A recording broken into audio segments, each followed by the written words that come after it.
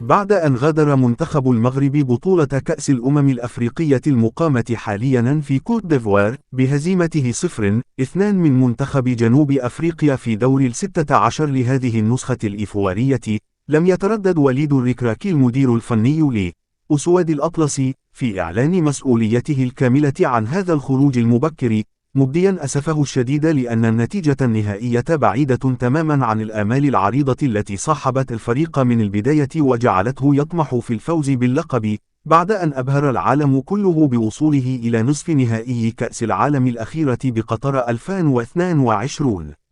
وكان الركراكي تعهد في يناير 2023 بأن يبلغ المربع الذهبي في أفريقيا، وإنه إن لم يحقق ذلك فإنه سيغادر منصبه اعترافا بفشله، وكان عقده الذي يمتد حتى نهاية مونديال 2026 يتضمن بندا ينص على أنه بعد أفريقيا 2024 من حق الاتحاد المغربي لكرة القدم أن يستغنى عن خدماته والانفصال عنه إذا أراد، بل إن الركراكي اعتراف بنفسه وقتها بأنه إذا لم ينجح في الوصول إلى نصف نهائي البطولة على الأقل، فلن يستمر مع المنتخب.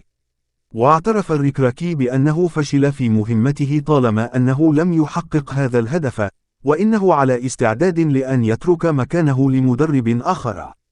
وأشار خلال مؤتمره الصحفي بعد مباراة جنوب أفريقيا إلى أنه يتحمل المسؤولية ولا يتهرب منها، كما يتحمل مسؤولية اختياراته، مؤكدا أن المنتخب سيعود أقوى.